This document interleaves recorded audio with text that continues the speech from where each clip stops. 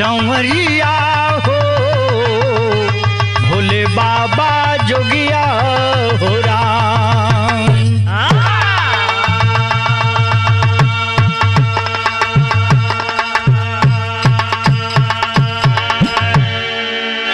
आई भैया, मैं राकेश यादव पप्पू, बिरहा लोकगीत गायक कलाकार, आप सब श्रोता दर्शक बंधुओं के चरणों में प्रणाम करते हुए, अभिनंदन मंदन करते हुए, वो सामाजिक चित्रण आपके बीच में एक आपको सचेत करने के मकसद से लेकर आए हैं।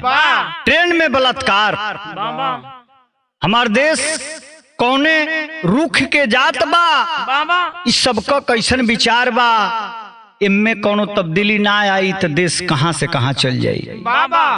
रिकॉर्डिंग रूम में अंकुर भैया रिकॉर्ड कर रहल बाना, आई बिरहा आप सुन रहल बानी दिलवाले बिरहा म्यूजिक बैनर तले।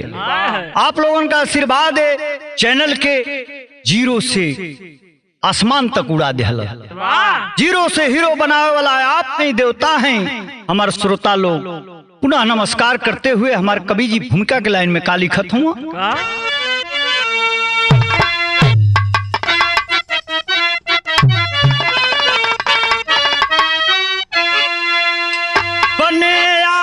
इंसान है मान यारो, करते कहीं छल बन के छलकारी, अपने ईमान को रख दिए हैं ताख पर, विवश हो बिलखती मर्यादा बेचारी। कंस दुर्योधन तो मर गए कभी के, अभी कितने बाकी यहाँ दूराचारी। आता समझना कि कैसे जिए हम, ब्रिजराज 14 फैली महामारी।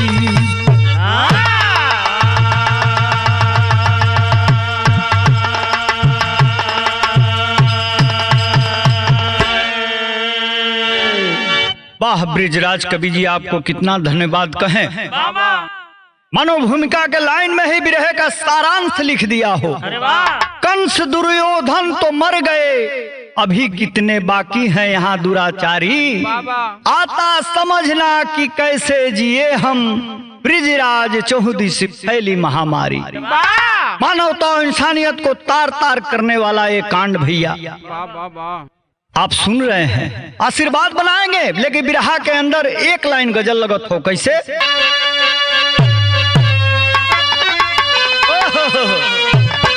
वाह मास्टर साहब वाह।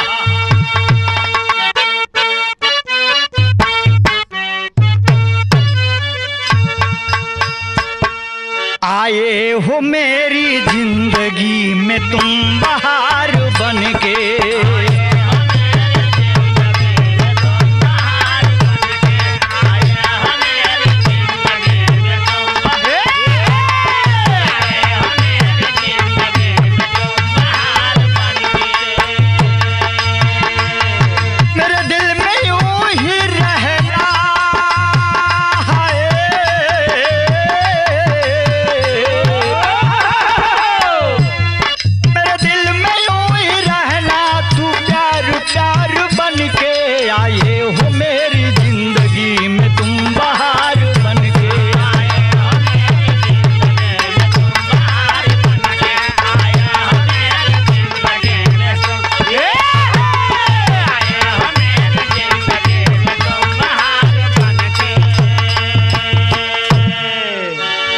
आप लोगों के मन के गुदगुदावे बदे रहल है गजल के भाव, लेकिन बिरहा में डूब के कवि कितना सुंदर बात लिखत हूँ समाज खातिर का।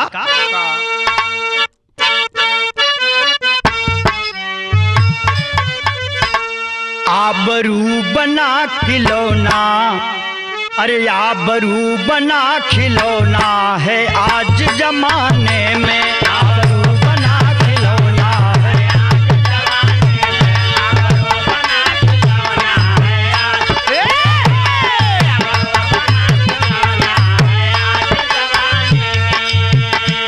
सबकी नियत है खोती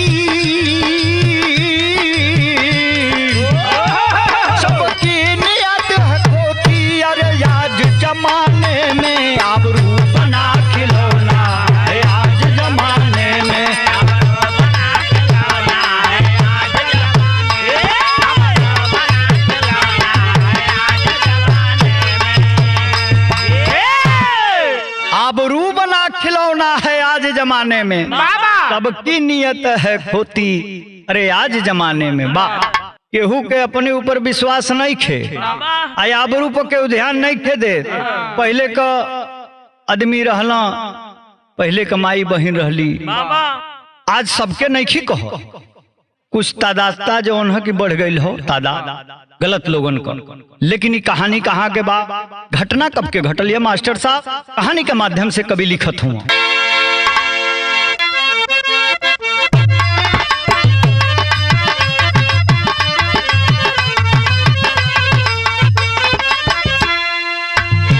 नहीं कोई सुरक्षित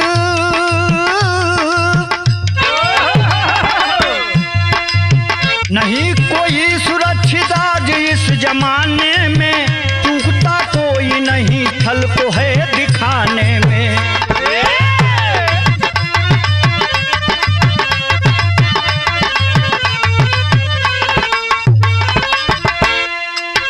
बाजार ट्रेन बस बस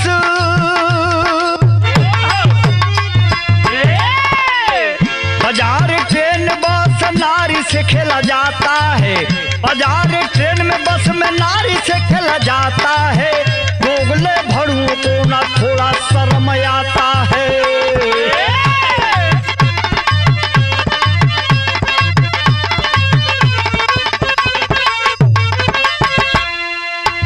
जिला संभल में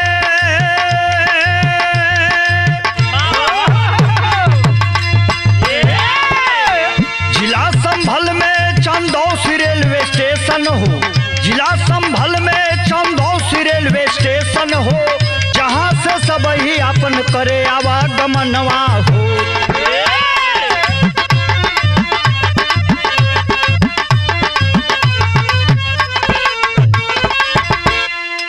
आई मानसी मानसी आई मानसी 30 साल की उमरिया हो, आई मानसी 30 साल की उमरिया हो, टाइम 8 बजे रात के पहरिया हो।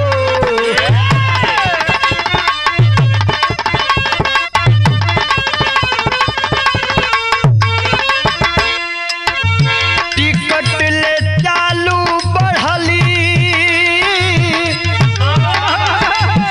टिकट ले चालू बढ़ली प्लेटफार्म की ओरिया हो, सिटी राजू सिंह के परल बा नजरिया हो।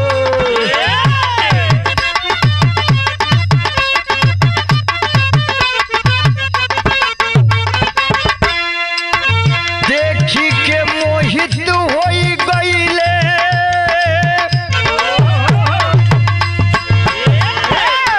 देखी के मोहित होई गईले तब सुरतिया हो, कहाँ जाना है जाके पछरा पूछे बतिया हो।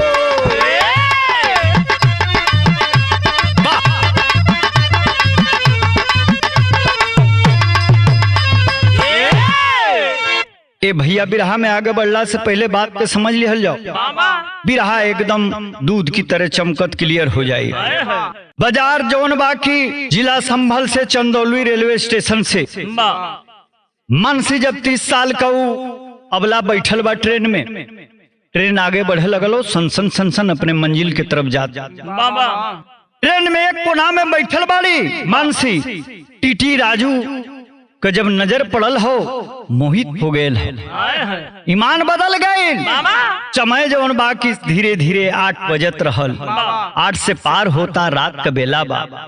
अब सोचा था कि वाह अगर प्रपोजल एक्सेप्ट हो जाई तो आज का रात बड़ा बढ़िया से बीत जाए। लेकिन बिरहा में गईला से पहले कवि जी बड़ी बढ़िया तर्ज डालत हूँ बिरहा में। कैसे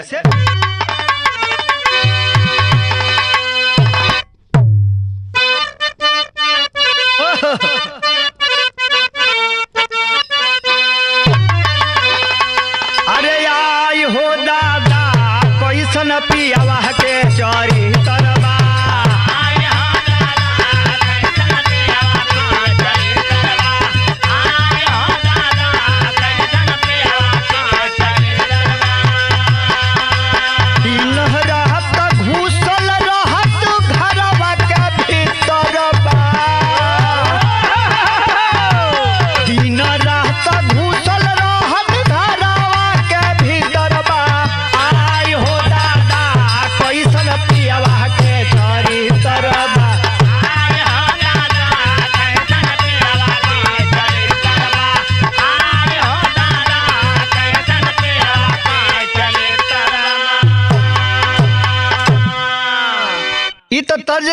फर्ज कितना सुंदर मौके का बात लिखत हूँ कवि जी का। अरे कहवा जैबू हो पूछे राजू जाके बहतिया,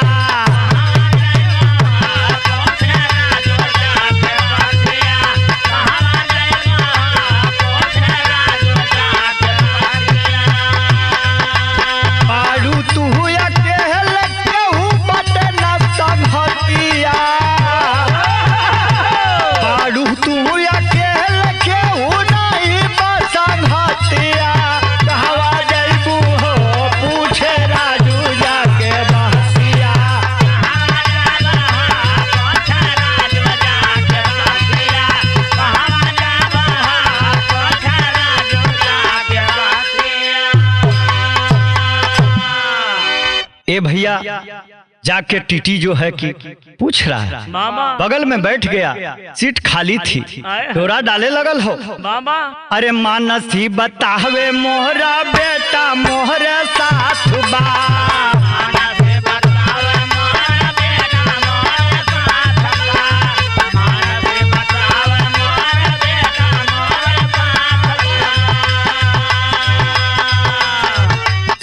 पूछता लो बोला कौन तोहरा बात बा,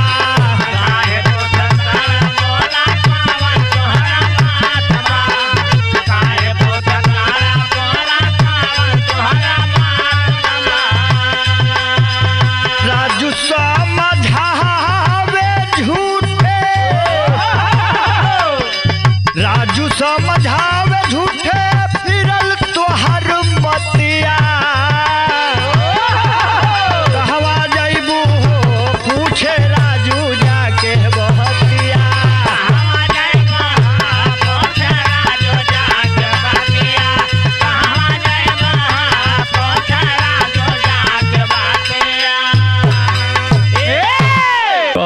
मानसी कोई बगलिया में हमार लइकवा खेलत बैठल बा, देख लो अकेले नहीं खी, बहुत अरे इतना छोटा बच्चा है, कोई बात नहीं, हम हैं ना आपके साथ। लेकिन कभी जी जहाँ न पहुँचे रवि वहाँ पहुँचे कभी, धुन बदलत हो हमार साहब कैसे बा,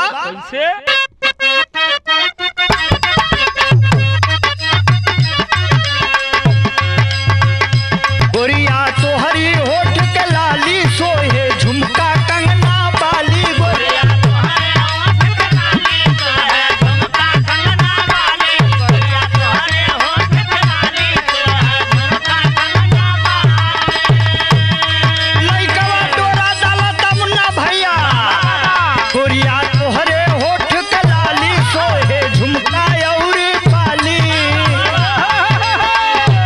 लाली बिटिया से निदिया हराम हो गई रानी, हमारी जिंदगिया गुलाम हो गई रानी, हमारी जिंदगिया गुलाम, हमारी जिंदगिया गुलाम हो गई, हमारी जिंदगिया गुलाम हो गई। ई तो आप लोगन के दहिया में बिरहिया लोगन के 440 वोल्ट का झटका रहा, लेकिन भाव में डूब के कभी लिखत हो मौके वारदात के का,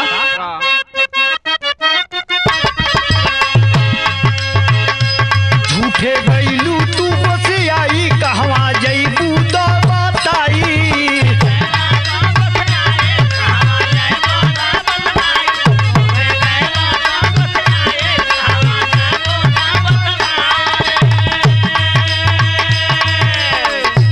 झूठे गईलू तू बसियाई कहवा जईबू तू बतलाई,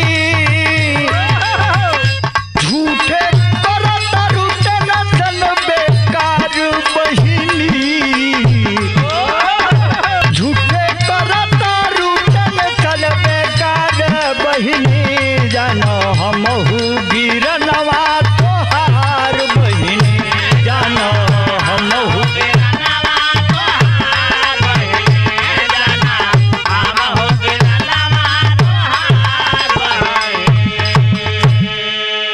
मनसी बतावे पर आगराज जाइब, राजू कहे सूबेदार गंज पकड़ाई,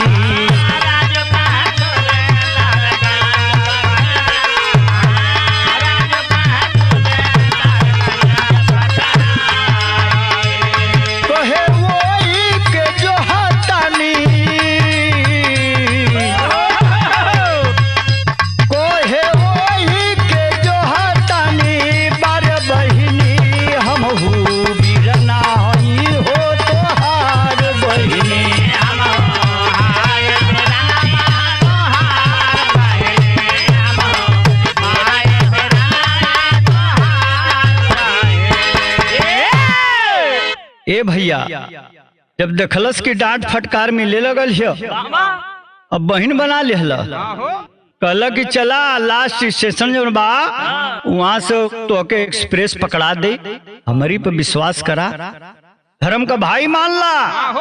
ए बाबू विश्वभोर हो गई बा। विदेशिया के लाइन में कवि बड़ी ऊंची बात लिखत हूँ। बतिया में फंसी गईली अथलिया के नहीं बूझली, आई के रुकला प्लेट फर्म पेट रेनिया, अब फर्स्ट एसी बोगिया में अले जा बिठाई दी हले, आ खुश भइली मानसी होई ना कवनो परेशानिया, आ 2 साल के गोदिया में आ रहले दुलरवा हो, अटनिया चलला सूती गईली वही घरिया, आ 10 बजे रतिया के पपिया हो आई गईले, आ बोतल दे कहले कि पीला हो तू पनिया, आ पनिया के पियाते हो अखिया मुनाए लागो, आ भइली बदवा सब बंद भइली नजरिया,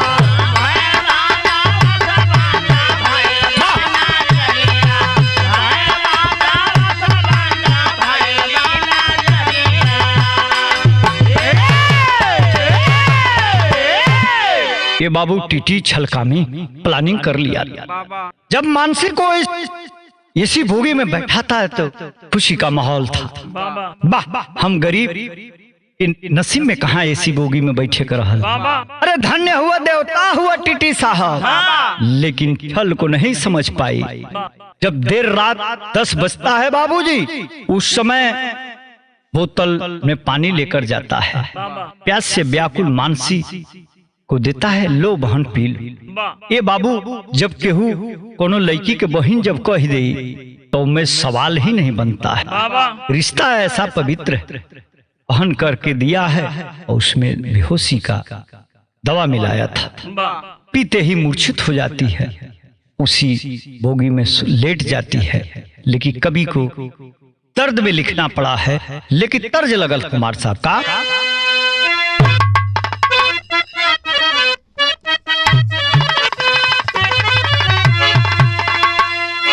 ना भैया कोनो ननद का जवानी करकरानी रही, अब मने किशोरावस्था के पार कर ले लेबे, ऊ केहू से ना कोई पावतिया तब नहीं भौजैया से कहतिया का। अरे कही दा भौजी भैया जी से, अरे कही दा भौजी भैया जी से, कही देते गवाना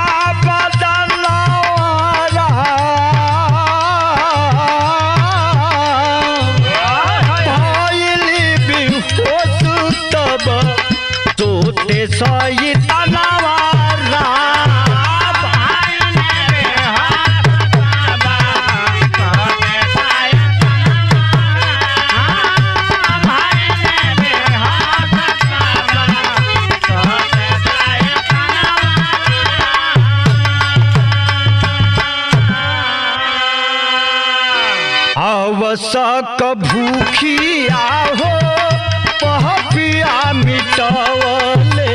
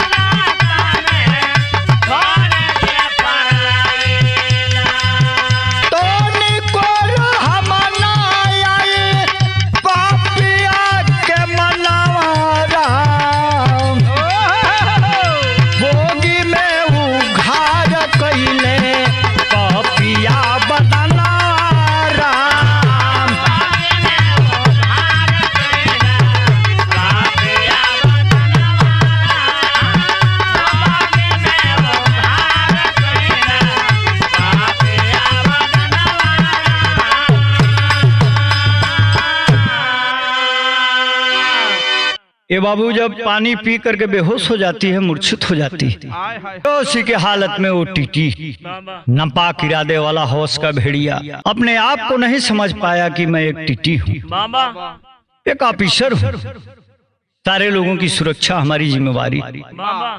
ये बाबू टिकट कलेक्टर होश का भेड़िया बलात्कार पे बलात्कार करते चला गया।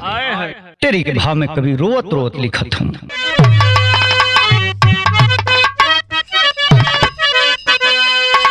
एसी में तब ये जतिया चली गई, टूटल मूर्छा देखे अस्त व्यस्त हालतिया, अरे हालतिया। एसी में तब जतिया चली गई और टूटल मूर्छा देखे अस्त व्यस्त हालतिया। बच्चा सोया हुआ है बगल में, उसे कुछ पता नहीं है कि मेरी माँ का, मेरी देवी की असमत लूटी जा रही है। नन्हा बालक सोया हुआ है गहरी नींद में। ये बाबू जब देखले बा नींद जो दवाई का असर खत्म भइल हो, देखले बा कि कपड़ा गीला गीला बा, इधर उधर बात को समझ गई है। छंद में कवि के कहे का पड़त हो।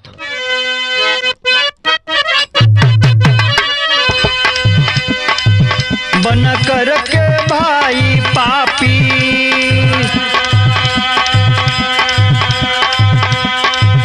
इज्जत से तब वो घात किया,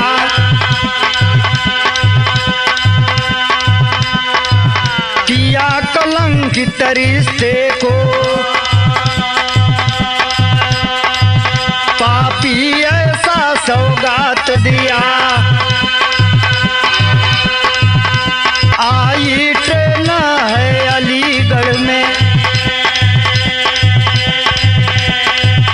टीआरपी से वो बात किया, पैर को पकड़ कर रोने लगी, पैर को पकड़ कर रोने लगी। अब लानी जो है वो साथ दिया,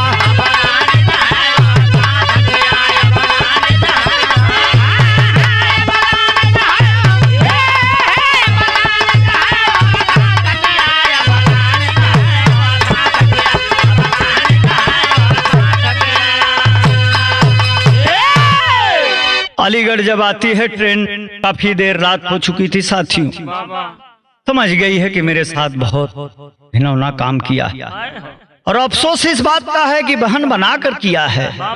घुट घुट के तड़प रही है अंदर अंदर। चोटी के भाव में कभी बहुत ऊंची बात बता रहे हैं सभी को। क्या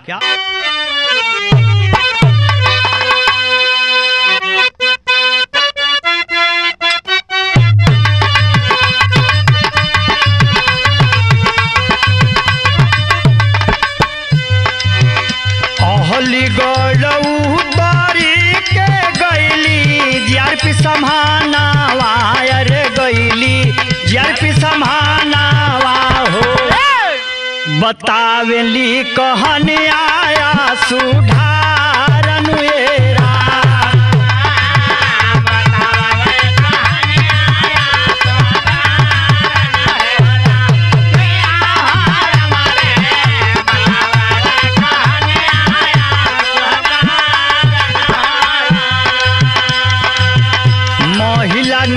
सिंह दरोगा सुनली बतिया दरोगा सुनली बतिया हो क्रोधवा में बनाली अंगार नुएरा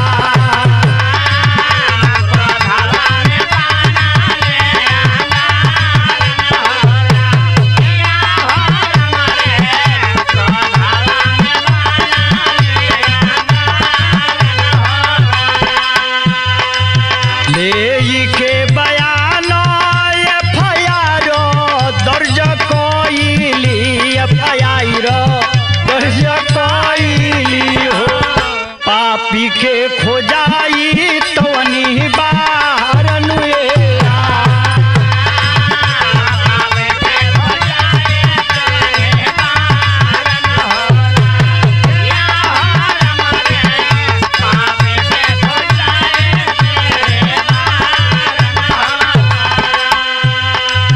मिले ना ठिकनवा भागत बाटे बेईमानवा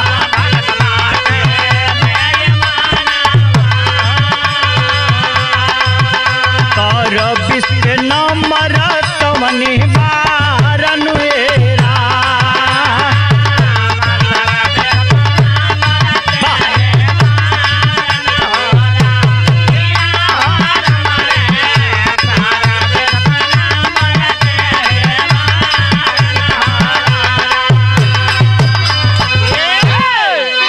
ए बाबूजी जब अलीगढ़ महिला एक महिला के पास जाती है दुखारन बन के निशा सिंह दरोगा से कहती है GRP की वो दरोगा जब अबला की बात सुनती है क्रोध में अंगार हो गई। कैसा था हुलिया में देखने में OTT जो तुम्हें तुम्हारे साथ दरिंदगी किया है। ये बाबू फुनवा लगावत थी दरोगा साहिबा फुनवा स्विच ऑफ फौरन स्थानीय थाने को बताती हैं और सर्विलांस पे उसका नंबर लग जाता है। छानबीन फैलबा पुलिस जातिया भागल परायल रहता लेकिन पहपट में कभी के लिखे पड़त हो का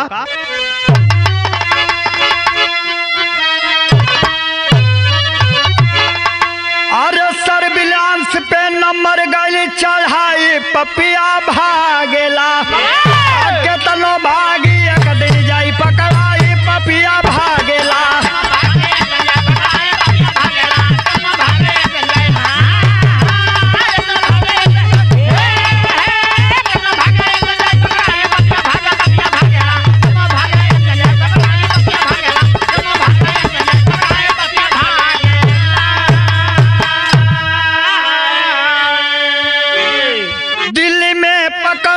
पापी असंभल में तब आइले हो पहले तयाना कानी खूबे पापी कइले हो अब बाकी परल जब पुलिस के पिटाई पपिया भागेला गइला सगरी तहिया मौज भुलाई पपिया भागेला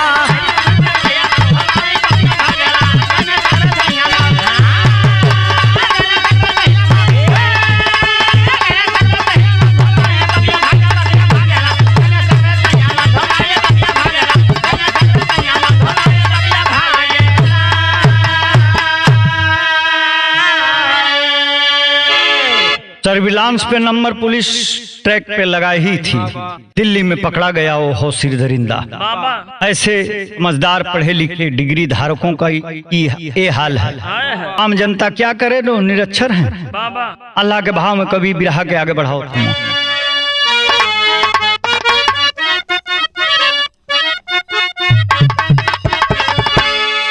अरे रोवेली मासी तबू निशा दरोगा के गोदिया बहिनी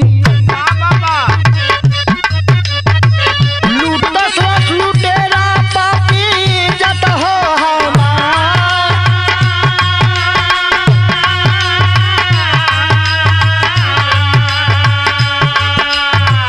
कौन मुहवा लेके जाई कौन हम ओरिया बहिनी हो ये गइल दुनिया हो हमारो अन्हार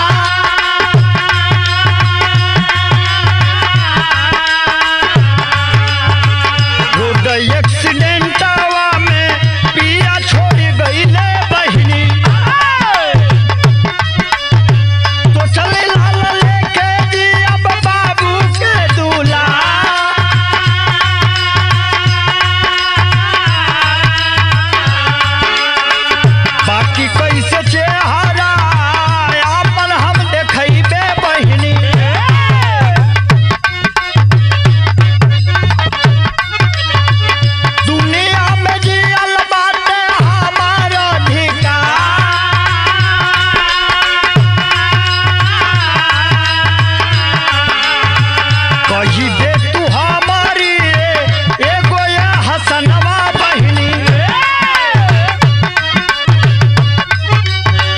हीरावा के हमारी ले तू तुहाई हो संभाल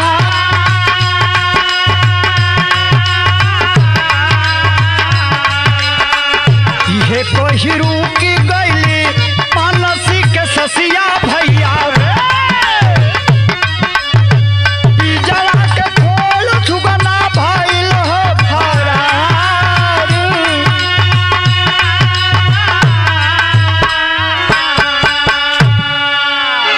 माँ बहनों से सृष्टि है तो अभिमानी वो अबला को दिल पे ठेस लग गई, बिलख रही है, हार्ट अटैक आता है, सोच रही है कि कैसे मैं मुंह दिखाऊं।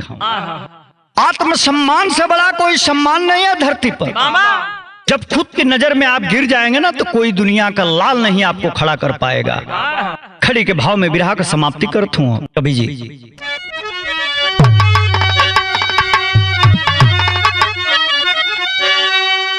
मम्मी मम्मी कही के रोवे हीरावा पी लखाई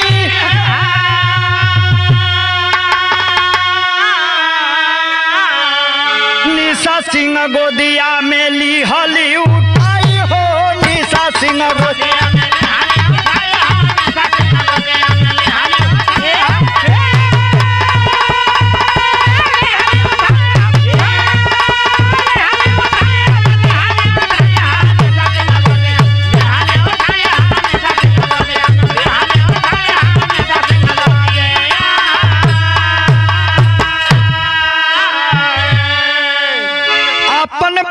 मान करे लगली पलनवा आजीवन करावात राजू जेल दर में अनवा अरे बैल तगरी मौजू गईले भुलाई हो निशा सिंह गोदिया में ली हली उठाई हो निशा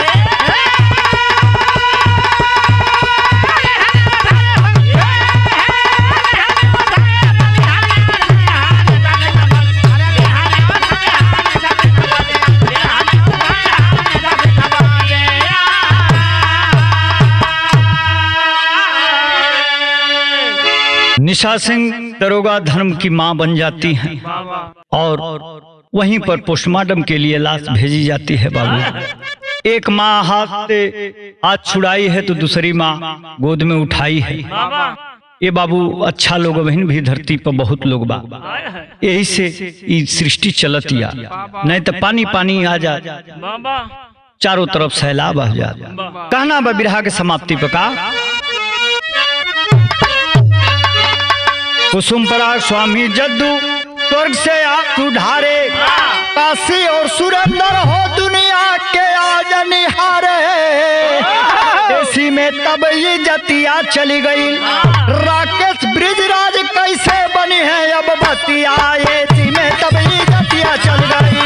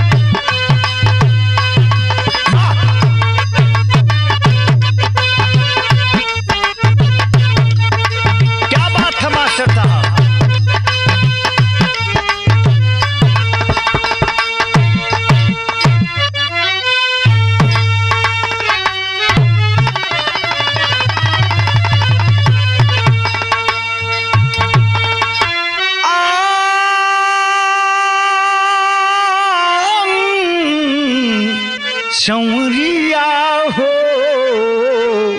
भोले बाबा जोगिया हो राम।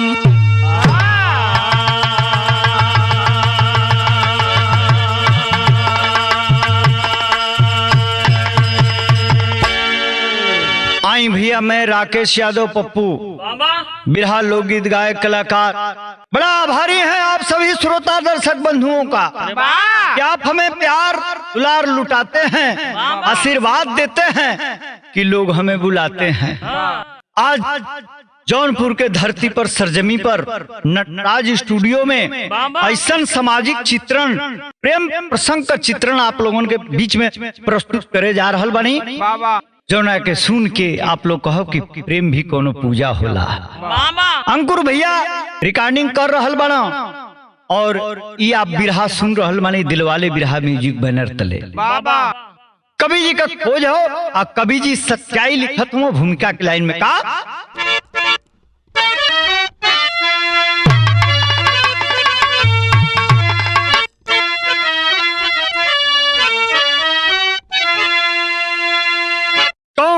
अपना भला कौन है जब पराया, नहीं बात यारो समझ में है आता,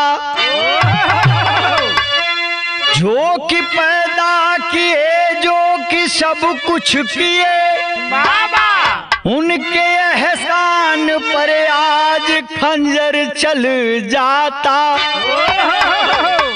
माँ पिता से हो प्यारा बन जाता आशिक, काम का बान जबकि है तन में सताता, किस पर कहे आज कैसे भरोसा करे, यही बात ब्रिजराज समझ में नया था।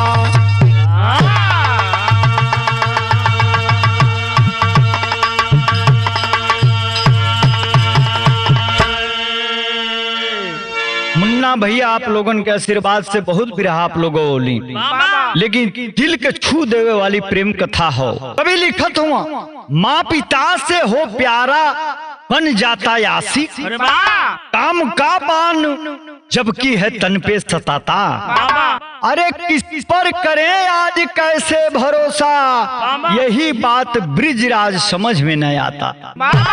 कवि का कहने का मतलब है कि माँ पिता 22 साल तक जिस बिटिया को पाला हो, पोसा हो, गर्मी सर्दी में मेहनत करके उसकी फीस को जमा किया हो, 4 दिन के आस्की में वो बिटिया घर छोड़ के भाग जाले हो, माई बाप जिंदा लाश बन के पल पल मरत हूँ।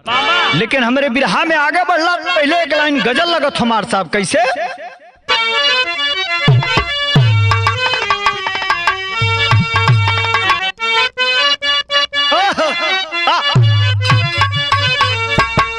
अरे मेरा महबूब मेरे साथ बड़ा काम किया,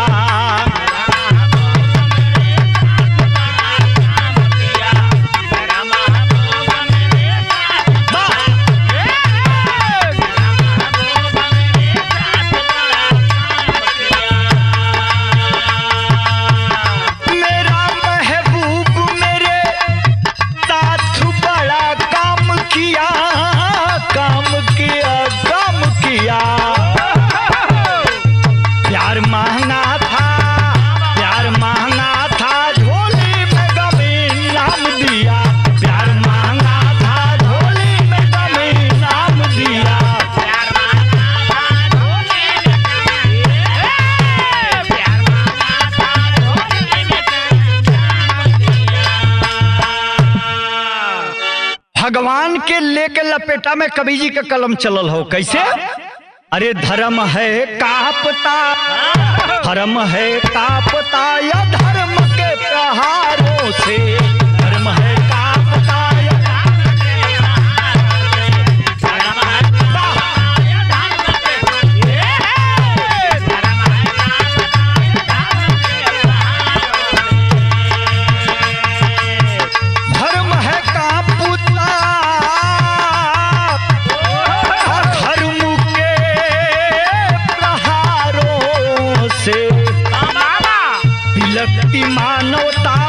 बिलकती मानवता कुकर्मियों गद्दारों से, बिलखती मानवता कुकर्मी और गद्दारों से।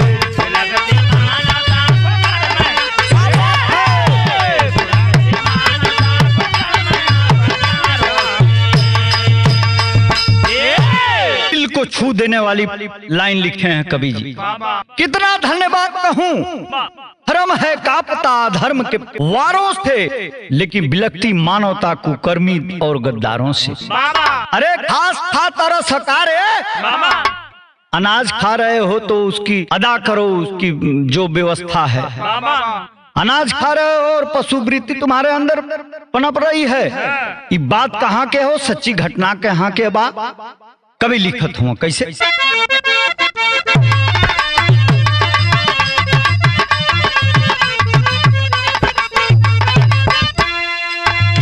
जहां में जीवन दाता, जहां में जीवन दाता माता पिता कहाते हैं, जहां में जीवन दाता माता पिता कहाते हैं, कुछ भी कर ले कोई कर्जा ना भरने पाते हैं।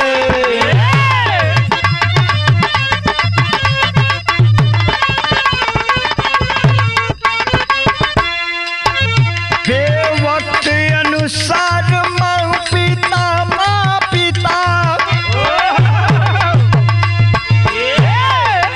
बेवक्त अनुसार माँ पिता व्यवस्था करते हैं, बेवक्त अनुसार माँ पिता व्यवस्था करते हैं, अपने बच्चों का सपना पूरा वो करते हैं।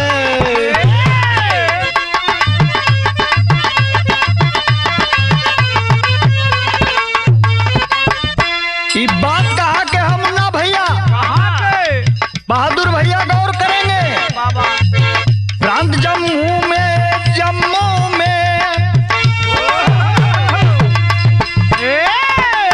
प्रांत जम्मू में प्रेम नगर की कहानी हो, प्रांत जम्मू में प्रेम नगर के कहानी हो, ये भी सुन ले अखिया में भरी गोइल पनिया हो।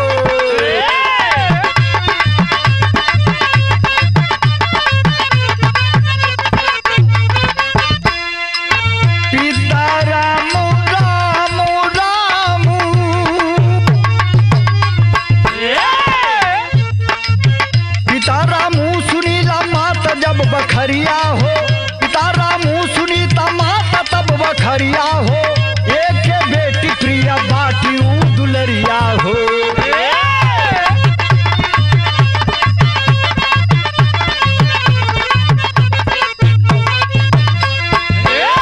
प्राइवेट फैक्ट्री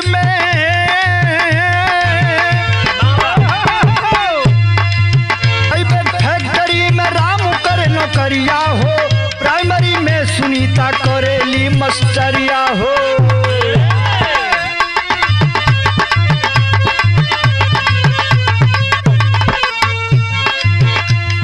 आप अच्छी थी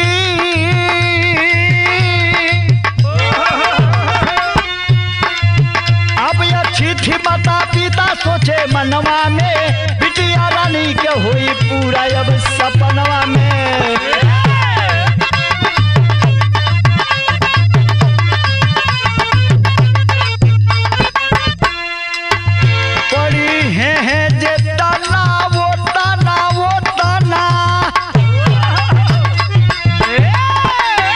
पढ़िए जितना उतना पढ़ावल जाई हो, पढ़िए जितना उतना पढ़ावल जाई हो, पढ़ा के इनके नौकरी लगावल जाई हो।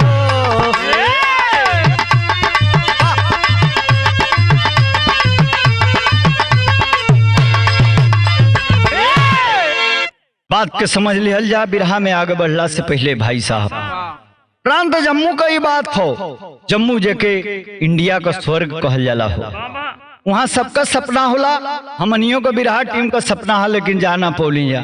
माई सरस्वती की कृपा हुई तो कबो चल जाइए, आशावादी हैं जा तो कहियो न कहियो जाइल जाइए। माई का दर्शन कर जाये पहाड़ा वाली का, और जम्मू में भी घूम लिहल जाइए। वहाँ कई दर्दनाक कहानी बा मास्टर साहब। रामू पति हो सुशीला जौन बाड़ी माता जी बाड़ी एक के दुलारी बिटिया का नाम प्रिया बा। अब प्राइवेट फैक्ट्री में रामू जौन है कि काम करत हूँ, जीवन यापन अच्छा से चलत हो, कोनो दिक्कत नहीं खे।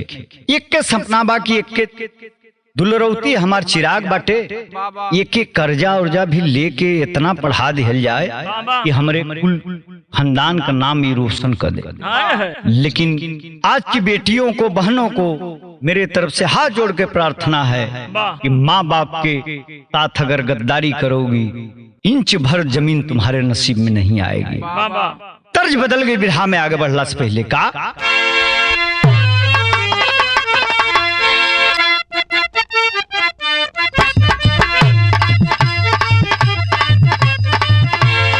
कैसे कबले रहना स्वर्ग के बादशाह पवन भैया,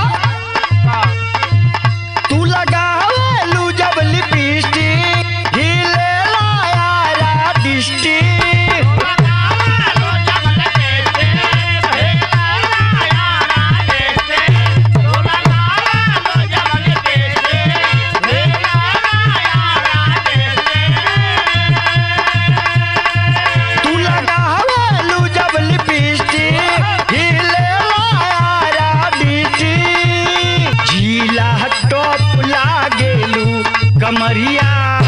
कमरिया कोरेला पालो लॉलीपॉप लागेलू, कमरिया कोरेला पालो।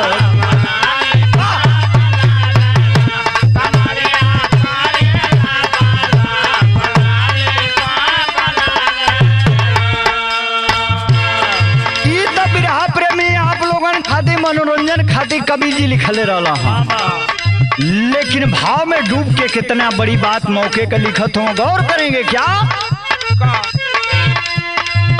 बेटी बढ़े मन लगाई उस बहाने बाबू माई,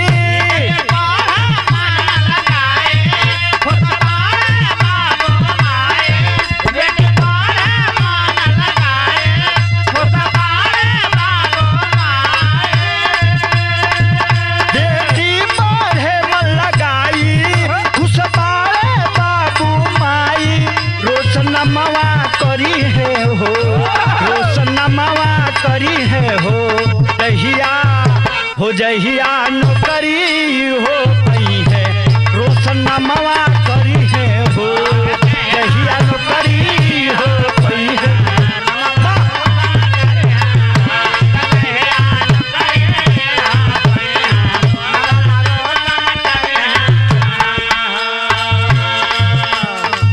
प्राइमरी में टापया में मम्मी भी पढ़ावे, खुशिया के मारे मन पादर पे उड़ावे, खुशिया के मारे मन पादर पे उड़ावे, खुशिया के मारे मन पादर पे उड़ावे। प्राइमरी के पूरी पढ़ाई 10वीं में बैली आई,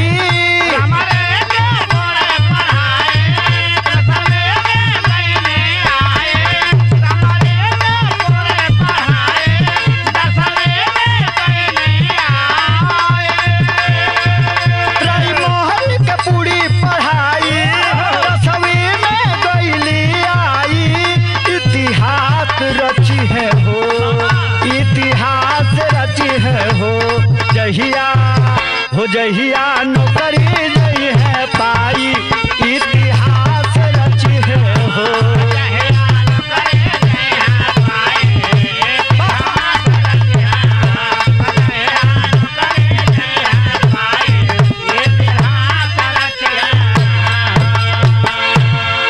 ए भैया माई बाबू का सपना इतना बाढ़ पबा कि सोचत नहीं कलौटी बिटिया बाप, अरे कर्जा खेती बाड़ी सगरी बिका जाई, लेकिन बिटिया के पढ़ावे में कोनो कोर कसर हमनी का नाच फोड़ल जाई। ये बाबू धीरे धीरे जौन है कि 10 में चल गई हो, उम्र 16 साल किशोरावस्था में प्रवेश ले थिया, मन में जौन समय के साथ बाल आवेला उहे आवत है बिटिया के अंदर।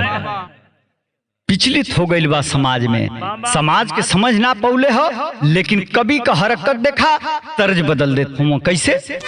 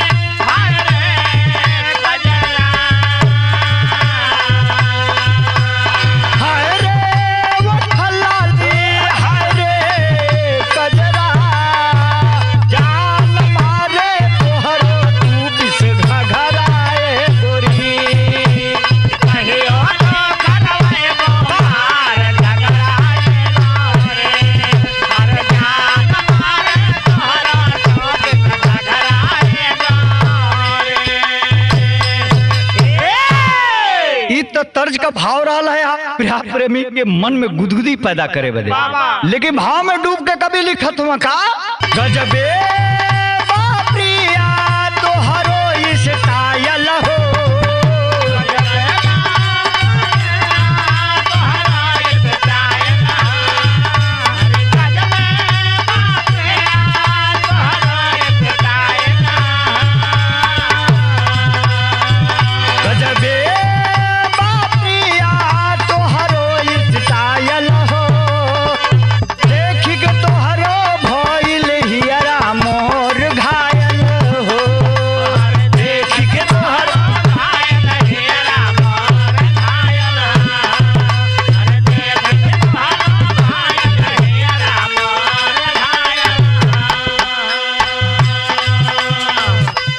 हरे ही रहतिया में देखिला सपनावा,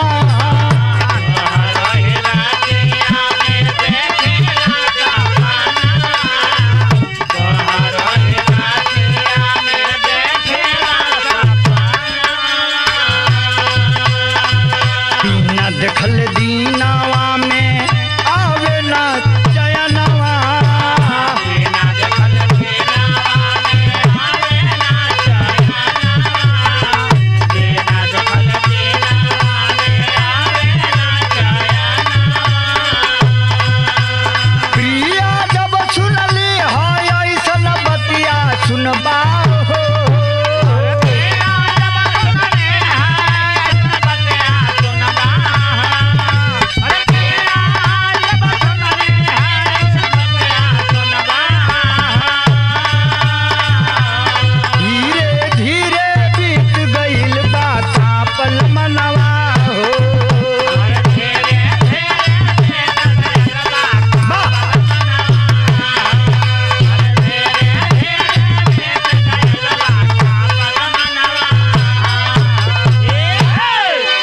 आई दादा जब प्रिया के 16 बसंत पार करे वाली उम्र आयल हो, मन विचलित होखे लगा, भुला गए के माई बाप कर्जा लेके हमके पढ़ावे ना, हमार कर्तव्य का है ये बाबू। धीरे धीरे जोन है कि उमंग बढ़े जात हो, और एगो लइका के तरफ ओकर नजर गड़ गई, लइका से प्रेम मोहब्बत का बात होखे लगल है, लोग समझावता, सहेली समझावतिया, लेकिन ओकरे दिमाग में बात घुसत नहीं खे, विचलित हो चुकी है टेरी में। कवि को बड़ा मार्मिक भाव से लिखना पड़ा है क्या?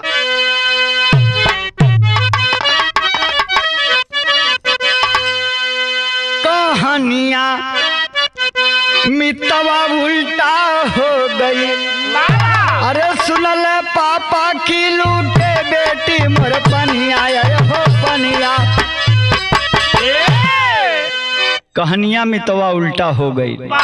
जौन बाप गर्रा माटी को के अपनी बिटिया के ISPCS डॉक्टर बनावल चाहता, मास्टर बनावल चाहता, जब सुन ले हम ये बाबू जियते जी मर गई, हम सोचता ना क्या है रे बेटी, आज तू कौन हमके पुरस्कार देता री, ई कुल का करत है, तो हम स्कूल में भेजिला ताकि ब्रिलियंट बन के हमार नाम रोशन कर। कहना बा आगे बिरहा में का,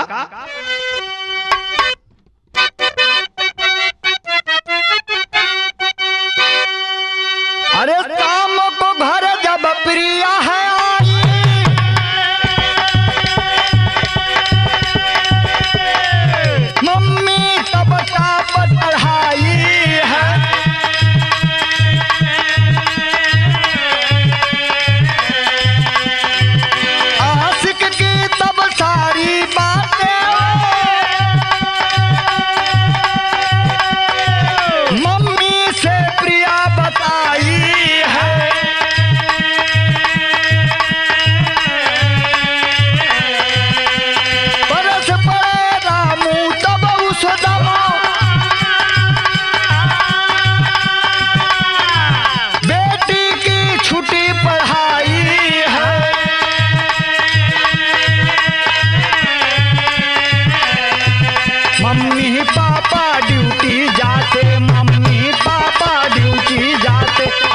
आशिक को घर में बुलाई है।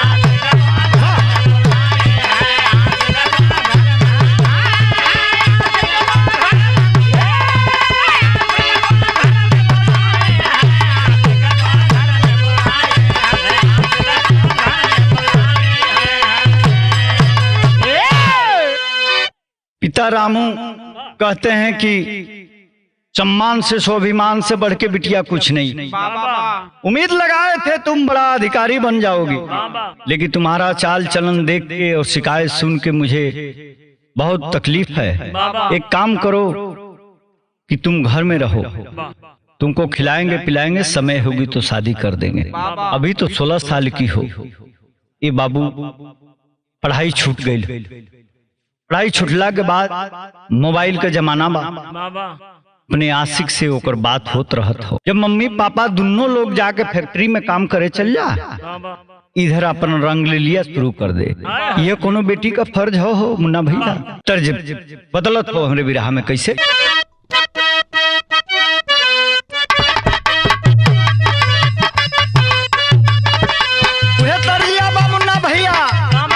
कोनो में हरी अपने बलम जी से दुलरा के कहत बे, बलम जी से कहत बे, लेकिन अपनी पड़ोसिन के ताना मारत बे। का? अरे राजा जान मारे हो, राजा जान मारे रूमलिया में हंसी के।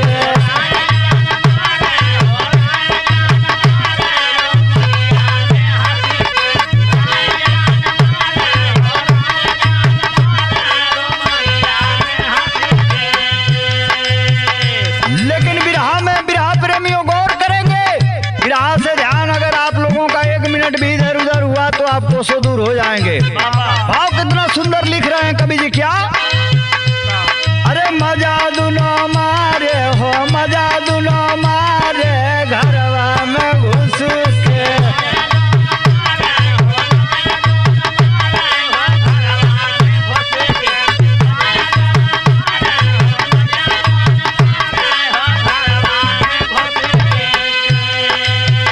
रामू से पड़ोस दिहल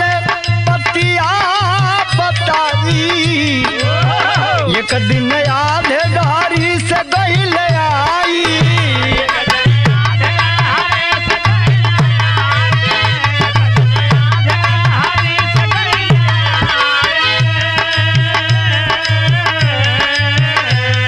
खोलवा में दरवाजा खोलना गुमनिया, खोलवा में दरवाजा खोलना गुमनिया, आजाद लो मारे हो घरवा में घुस।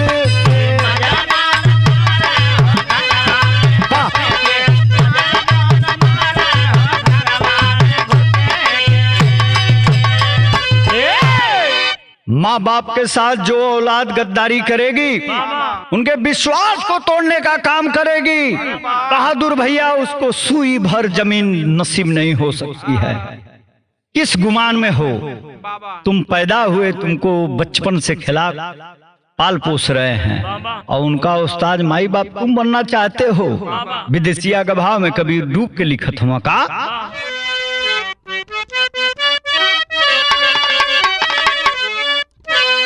आधी रास्ता से पड़ोसिन के फोन कैला पर रामू वापस आयल हुआ कि तोहर बिटिया देख तोहर नाम कितना ऊंचा पहुंचावतिया। लौट आयल हुआ, फैक्ट्री ना गईल। उस समय का बात, मौके का बात लिखत हो कवि जी का।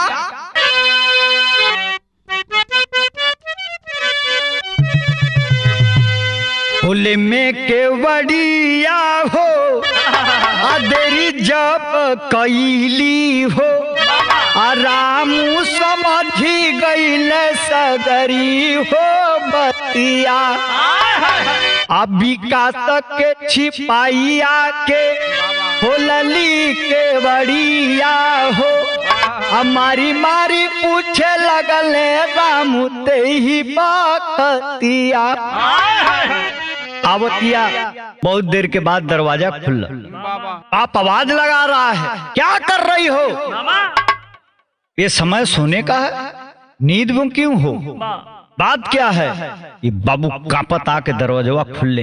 अतवले हो घर में से आगे विकास कामी, करे लगल रामू हवर पी प्रिया के फजहतिया आई के पड़ोसी थोड़ाई दिहल मितावा हो आची खाई बू मजा बनली प्रिया वही बतिया।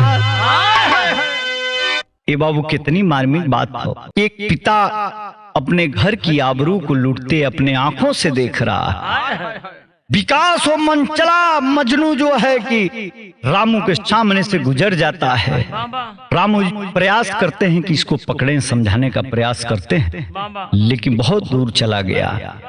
गुस्सा अपने बिटिया पर निकालते हैं, मारते हैं, पीटते हैं और पड़ोसी आके रामू का साथ देते हैं। तब भी गबर ढिठाई करतिया उलैकिया प्रिया गबर ढिठाई करतिया अपने पड़ोसन लोगन के समझावतिया कि हम समझा दे तो हम लोग के तो लोग मुखबिरी कैला हमके जिए ना दियल चाहता रह मौका का तलाश में बा। लेकिन हमारे बिरहा में आगे बढ़ला पहले बड़ी बढ़िया तर्ज लगत हो हमारे सब कैसे।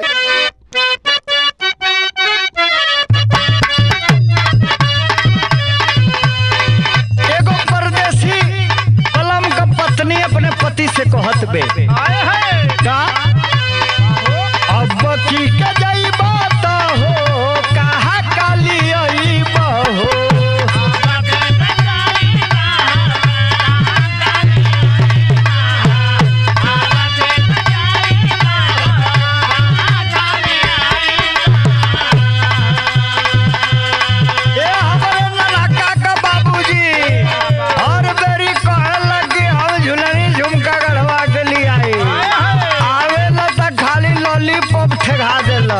रात होके का इंतजार करेला।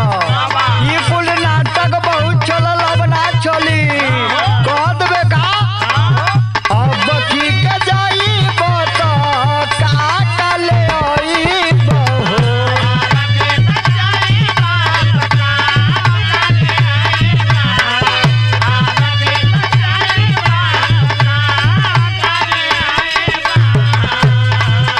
अब की के जाई बता कहाँ का ले आई बहो हमारा के लेके का तू अइबा ये हम बाबू सुना हमारा के का ले अइबा।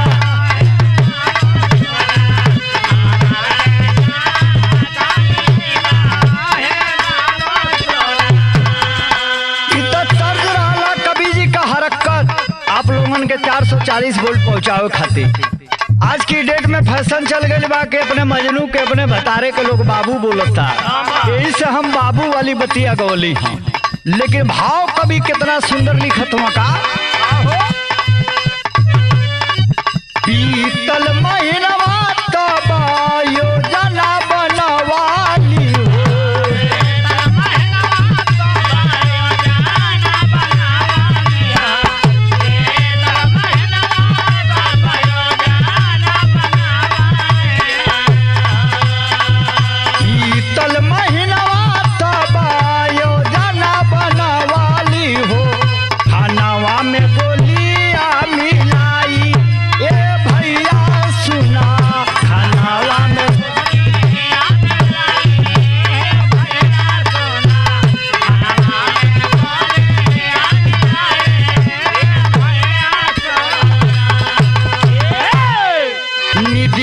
के गोली मिलल पहले जब भोजनिया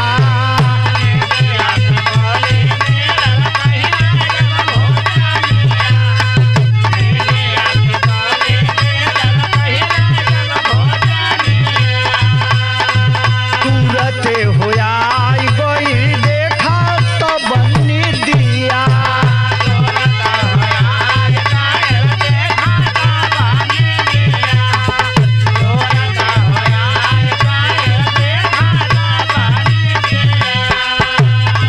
लिहली विकास के बोलाई भाई देखा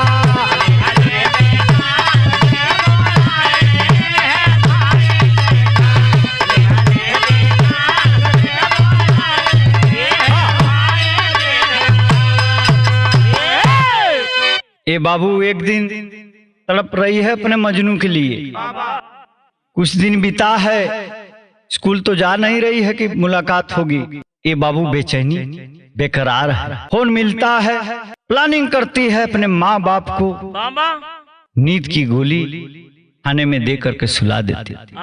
अपने आशिक को कहती है कि आ जाओ हथियार से लैस, आज तुम्हारा मिशन कामयाब हो जाएगा। लेकिन अरे बुद्धिजील नापाक बच्ची, नाबालिग हो, क्या कहें, लेकिन राकेश तुम्हारे जैसे लोगों का पानी तक नहीं पीता। पहपट में कहना है मार साहब।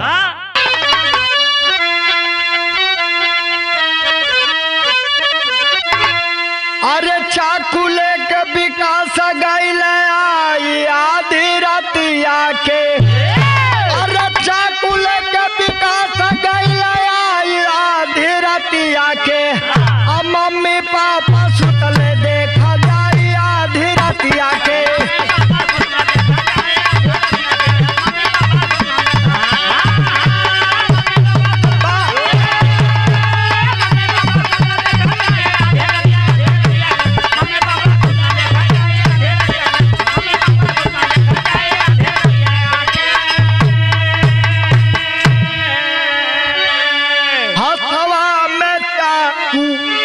विकास तब उठवले हो सुतल मम्मी पापा के गर्दन पे चलावले हो।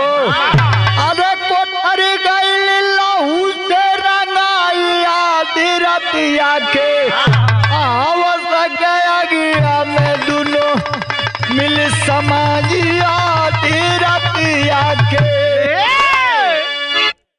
इतना बेहोश प्यार मैं कभी नहीं गाया था, न सुना था। माँ बाप की लाश पड़ी है और तुम रंगरेलिया मना रही हो। तुम्हें तो बीच चौराहे में इतने छेद करने चाहिए कि प्रकृति भी कांप जाए कि कोई गोली मारा। आल्हा के भाव में कहना है मार साहब।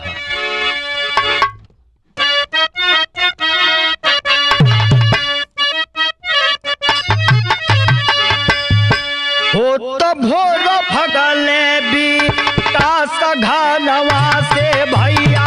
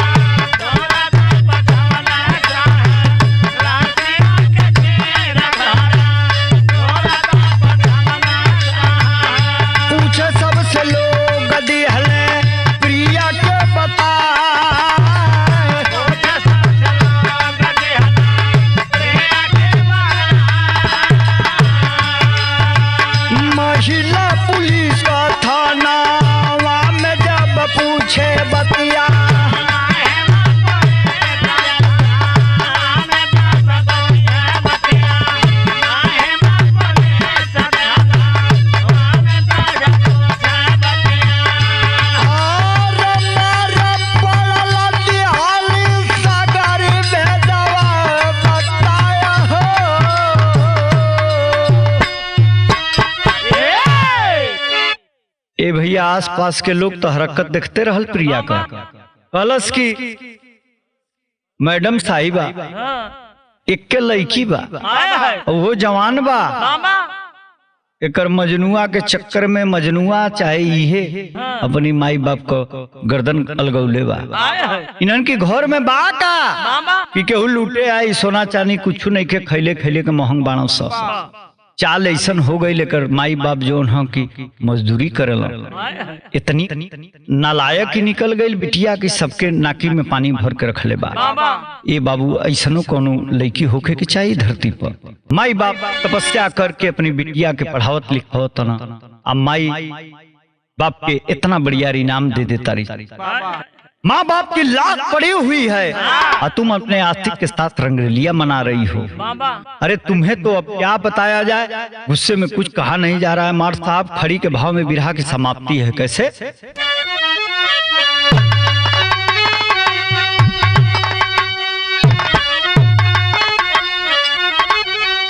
अरे जलिया में गईले विकासत ही आया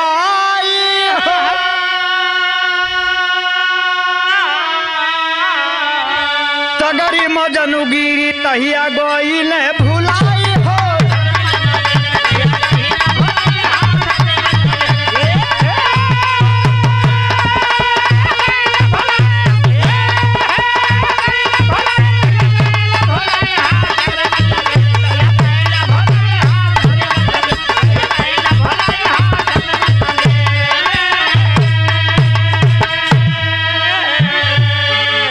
आजीवन का रवास भइल दुनहुन के भैया, अजलिया में आजो दोनों काटे हो सजैया। अरे इश्क में सगरी तब खुशियाँ लूटाइल तेरी मजनू गिरी तहिया गईले भुलाई हो।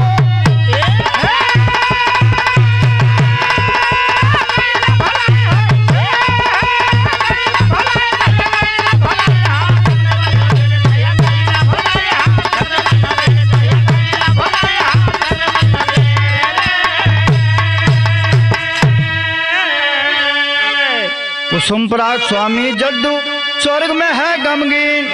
अरे ओपी और दिनेश हो कहते गया सितारा छीन हो। कहानियां मितवा इष्टा हो गई।